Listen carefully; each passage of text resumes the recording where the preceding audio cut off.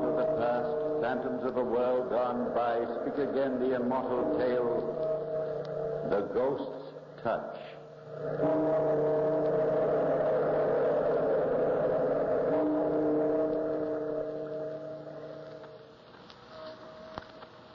Is it true that when you are very close to death, the dead are really able to reach out to protect you? I don't know, but Ralph Zant and I had been married only a few months when he died. We had been so completely and deeply in love that the memory of the happiness we had found is a thing which will always dominate my life. Well, John Stevens, one of Ralph's best friends, had invited me to spend some time with him on the coast where he had a large house. It was in the town where I had first met Ralph. Mrs. Stewart, my housekeeper and companion, went with me, and Paul Weston, another of Ralph's closest friends, was also there. But he lived in his own house nearby. I had been enjoying my stay there immensely. John had not been with us much, but Mrs. Stewart and I enjoyed the park and the beach. John had been particularly careful about my food, a fact which greatly pleased me. One morning, Mrs. Stewart and I had just returned from the beach. We were standing in the great front hall of the house when she brought up something I know had been on both our minds ever since we'd arrived. My, it's quiet in this big old house. Hasn't it been quiet, Mrs. Stewart? You know, I can remember when this was one of the liveliest houses in St. Anne's. And John was one of the jolliest men alive. Sort of gives me the willies, Mrs. Zant. Something kind of brooding here. No one ever around this part of the house. The servants are all way off in the back there. Does that seem strange to you? You know, I thought that maybe I was just disappointed, comparing it with the way I remembered it when Ralph and I were here together. Oh, no, ma'am. There's something funny here. You mark my words. I didn't want to say nothing, hoping not to worry you. But Mr. John has acted so strange, too. He's a lot more thoughtful than he ever was before. And then there's that funny smell. Yes, I've smelled that, too. But I thought it was just my imagination. And the strange way Mr. John looks at you after breakfast, when he gets up so solemn-like and goes up into that room at the head of the stairs. He never comes out again till dinner. See, what's in that room anyway, Mrs. Zant? Well, I don't know. It's a study of some sort, I guess, where John's doing some work. You know, yesterday I got hunting for that smell, and I traced it right to that door. I sniffed all around there and tried to decide what it was. I heard something in there, too. What? Mr. John was in there. I could hear him muttering to himself. No words, mind you, just muttering. And every once in a while, it sounded as though he was stirring something in the glass. Finally, guess what he said? Oh, Mrs. Stewart, I think you've been imagining things. We're letting ourselves get nervous over something that's probably nothing at all. Well, he said, at last. Now I'm certain this'll work. And just then he came toward the door, so I ran back to my room and shut the door. Well, I don't think he'd mind if we went and paid him a visit. Then we can see what he's doing. I wonder if he's up there now. Oh, my goodness, that startled me. Just the front door. Why, it's Mr. Paul. I can see him through the glass in the door. I'll just let him in. It takes these servants here so long to get from way back where they are. Oh, hello, Mrs. Stewart. Is Mrs. Zant here? Hello, Paul. Come on in. Oh, why, Dorothy. What are you standing there like that for? You look worried, and as though you're just about to do something about it. Well, Paul, as a matter of fact, we were just going up to pay John a visit in his study. There at the head of the stairs. Study? Why, Dorothy, didn't he tell you what that is? No. That's a laboratory, and he's forbidden everyone to come in there, practically on pain of death. Well, he hasn't forbidden me, and I'm going to find out what goes on in there. I think that was a little mean of him. Oh, Mrs. Zant, do you think you'd better? Certainly I do. And I'm going up now. Well, I might as well get hung for a sheep as a lamb. I'll come along, too. Come on, Mrs. Stewart. Well, you aren't frightened, are you, Mrs. Stewart? There's no telling what we may find. Well, it can't be too awful. John's no demon, anyway. No answer? Maybe he's gone out. I'm going to look and see. Be careful, Mrs. Zant. Get out. I told you. Oh, Dorothy, come in. I didn't realize it was you. Well, we're all here, John. We came up to pay you a little visit. Fine. Come on in, but shut the door. Hello, Paul. When did you arrive? Just came in. Dorothy said she wanted to come up here. I told her we'd all been forbidden, but she insisted, so my curiosity got the better of me, too. Well, that's fine. I'm really glad you did. This is a good day for me. This is really magnificent. Yes, Dorothy. What do you think of my private domain? Well, it's big enough, I'll say that for it. It's a little frightening.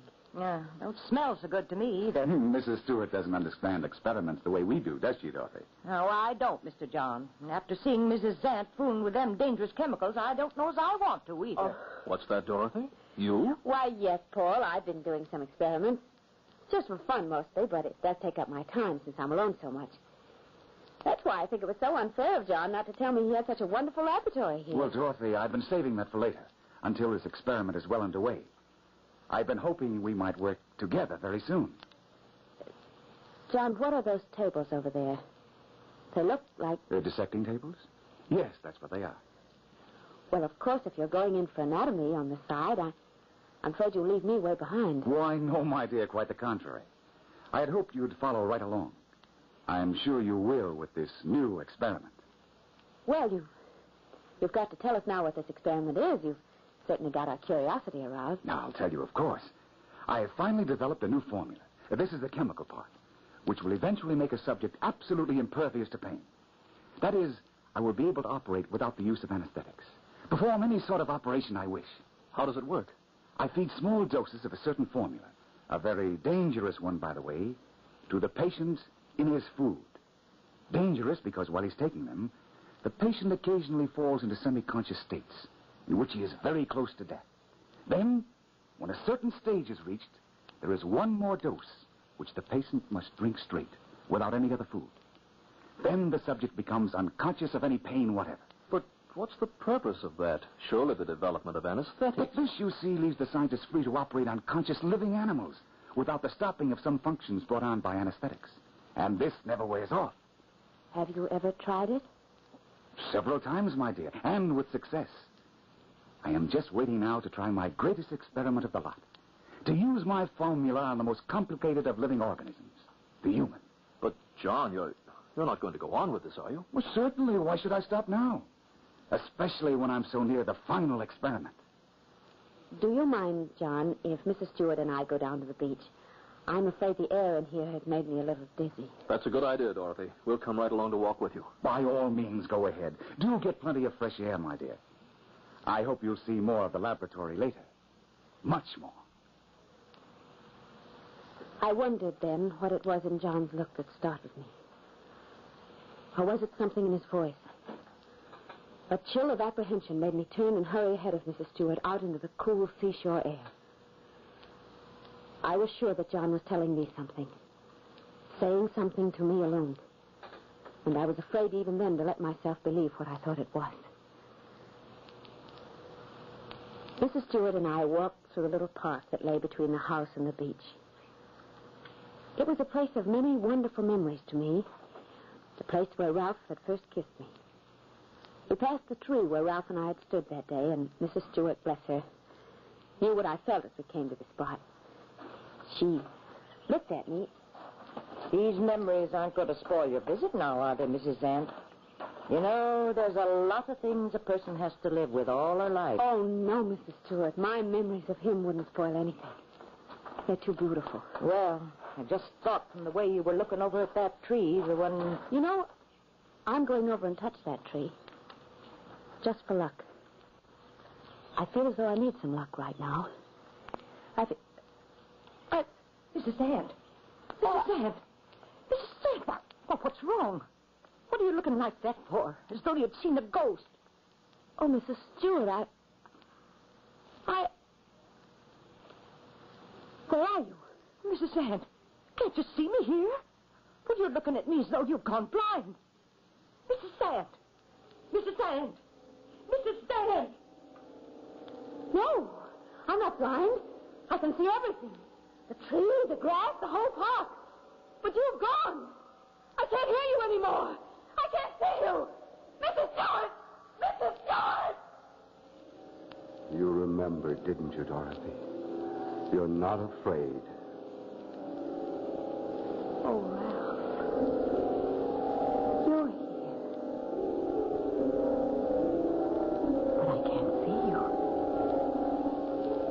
Seems as though I can feel your hand on mine. But I can't see you. I'm right here beside you, darling. Always beside you. You've been gone so long, Ralph. I'm always beside you. But I haven't seen you. I haven't been with you before. Dorothy. Dorothy, darling. It can't be for long this time either. They're coming soon. They're on their way now. Who, my dearest? All of them. Don't forget the others. They'll be here. Don't forget the others. Why can't I see you, Ralph, when I want to so much? I can still feel you. It seems as though you have your arm around me. Oh, Ralph. Oh, Ralph. I'm here, though. Right here with you, my darling. Why didn't you let me know before that we were so near to each other? Because you had to come a long way to me first. And now it's time for you to know it certainly. You already know why. Are you here to protect me? You are. You are, I know it. But from what, Ralph? From what? Dorothy! Dorothy! Mrs. Sand! Oh, thank heavens, Mrs. Sand! You are, aren't you, Ralph? You will protect me. I'll come back to see you here, Ralph. I'll come back. Ralph! Where are you? Why don't you answer? Oh, Ralph, where are you? Dorothy, it's all right. Dorothy, can't you hear me? Can't you see me? Oh, Paul. Paul, it's you. Yes, Dorothy. Do you feel all right? Oh, Mrs. Stewart. Oh, Mrs. Sand, I ran and found Mr. Paul as fast as I could. You stood there looking straight at me and you wouldn't answer me. You didn't even see me when I put my hand up in front of your face. Oh, you gave me an awful fright. Mrs. Stewart came running for us. She said you seemed to have gone into a trance. I came as soon as I could. She's all right now, isn't she? Yes, now she is. But it certainly is strange. Not strange at all. In fact, rather to be expected. Why, Mr. John, Mrs. Zant hasn't ever had anything like that before. You didn't even see how she was. Mr. Paul here can tell you. Why expected, John? Oh, perhaps the air in the laboratory upset her. Perhaps something she ate. Who knows?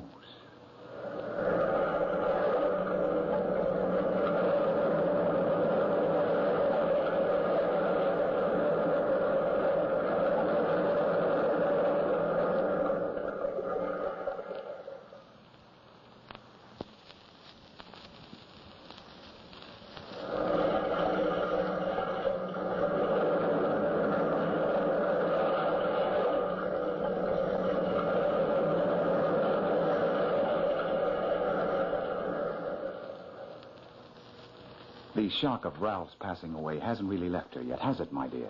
I think we're imagining things. I'm afraid that perhaps the food my cook has been serving has been a bit rich these past few days. I spoke to her about it this morning. You all right now, Mrs. Zant? Oh, quite all right, thank you. I think we'd better go down to the beach. I'll come along with you, Dorothy. If you'll excuse me, I must get back to the laboratory. My dog has been acting rather strangely in the last few minutes. Something very interesting may develop. Will you excuse me? Certainly, John. We'll be back shortly. Don't hurry. Dinner won't be ready for a while, and that's all you need to be back for. I'll see you later. Dorothy, I don't like this at all. Are you afraid of something, Paul? Mr. Paul needs this funny spell you just had, and I agree with him. It was very strange, but it was very wonderful. Tell me, Dorothy, you know something about chemistry. Would it be possible for John actually to do what he says he has done? Well, there are a great many strange things that can be done with chemistry, Paul. And I believe, yes, that a mind bent on such an insane purpose could probably develop such a combination. But wouldn't it be very dangerous? You're thinking of that spell I just had in connection with it, aren't you? Well, he did say some strange things there in the laboratory. And you may be very right, too, Paul, in suspecting him. I may already have been... Dorothy. Oh, Mrs. Sand, no. Please, let's go home today. But, Dorothy, if you think... No, Paul. Something happened when I was standing under that tree. I talked to Ralph. But, Dorothy... And I promised to go back to talk to him again tomorrow. You see, I have to stay here now, because I must talk to him again. It isn't possible. I may be in great danger, Paul. Even this minute, here with you on this sunny beach, I may be very near to death. But I want to see whether what I believe is true. Because perhaps I am so close to death that the spirit of the man who loves me can reach across the narrow space that divides us and protect me. If that is so, I will have discovered more than 1,000 insane experiments can prove. You see, I have to stay now. But, Dorothy, hasn't he protected you already? Hasn't he warned you? No, Paul. He's waiting for something. Something else.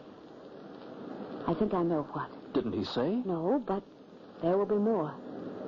He told me to come back. He wouldn't have done that if there weren't more, would he?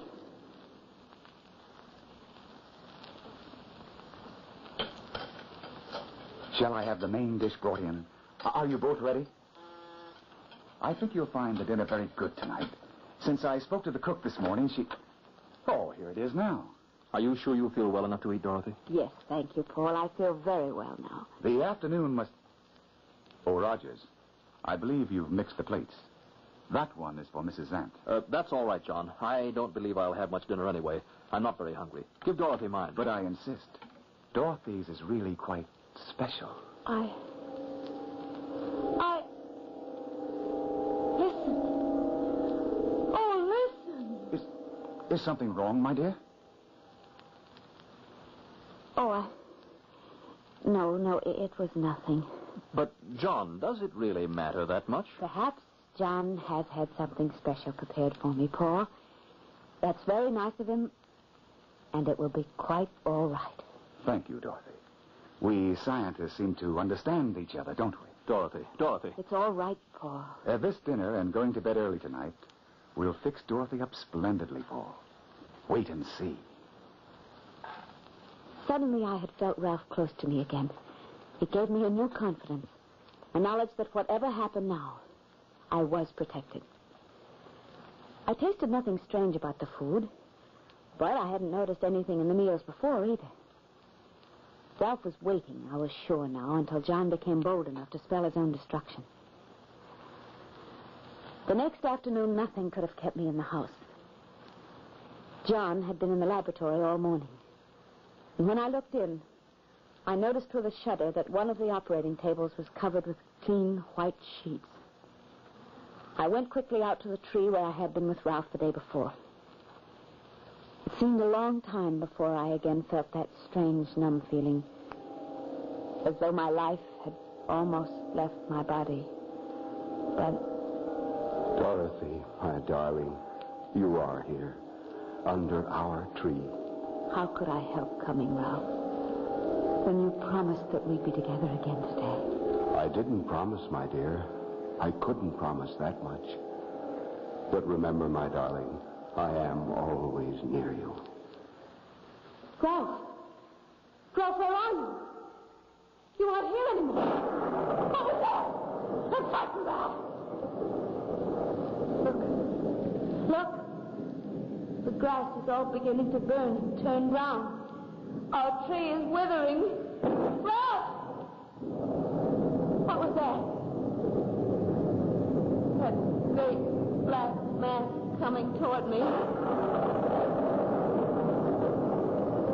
Dorothy. John, where did you come from? I can only see your face staring at me out of that awful darkness. It's all right, isn't it, Dorothy?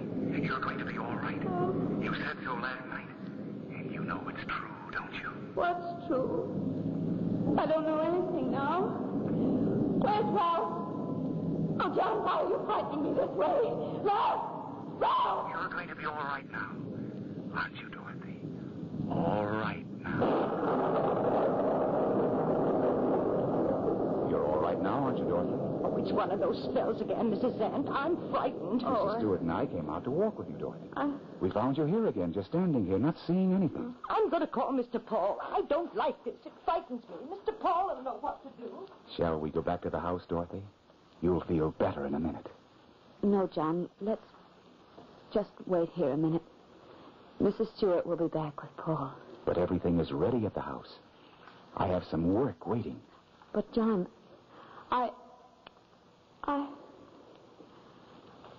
that darkness all around you. I can't see anything but your face again. You will follow me back to the house, won't you, Dorothy? it. Of course you will. Yes, John. Of course. I'll come with you. Everything here is brown and burnt. Park has grown so withered. It's horrible here now. Come on, Dorothy. We'll go slowly. Come along with me. One step. One step. That's it. Come along with me. Look at those birds over there. They're such big black birds. And they're falling, dropping right into the sea. What's the matter with them, John? Why don't they come up again? Don't be afraid of them, Dorothy. Just come with me. One step. One step. And look, those awful things. Snakes. Snakes. Huge ones. And they're not moving. John, they're dead. Nothing here ever stays alive anymore.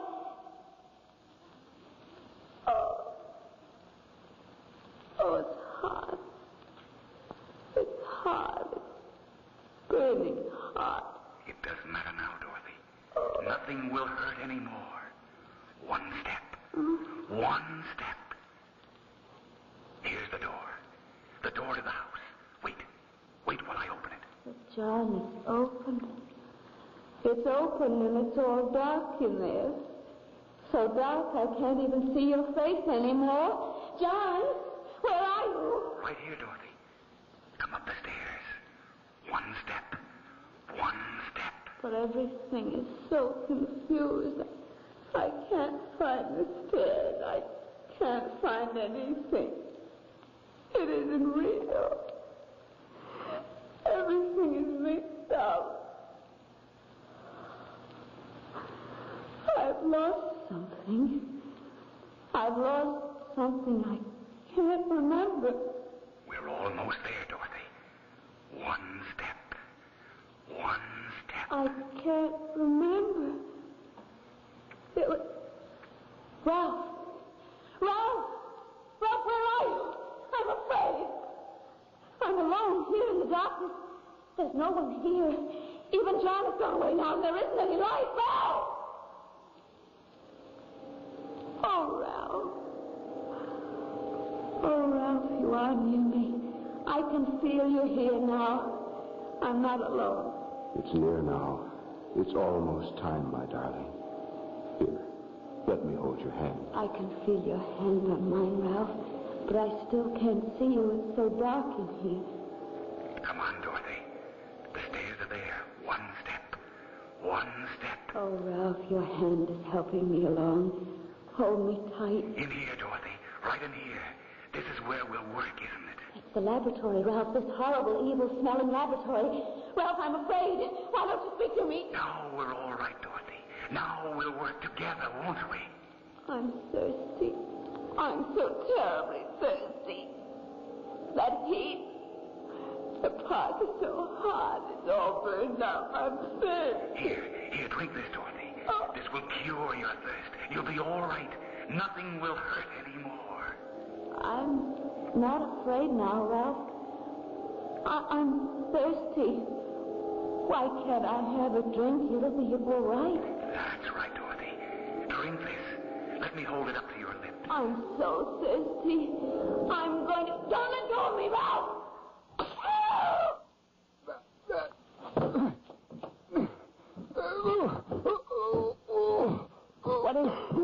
What is it, Mrs. Hands, look there. Lord, what's got him? He's choking to death. Something's strangling him. John. John. He's dead. Oh! He was just holding that glass to your lips, Dorothy, when we came in, and suddenly it shook out of his hand as though someone had grabbed hold of his wrist. A powerful hand. It was like as if a ghost had reached out and knocked that glass out of his hand. Someone did, Paul. Ralph. But no one was here. It couldn't have been. Oh, Mrs. Sam. I was protected. I knew I would be. Ralph was able to reach across and save me, Paul. I know it.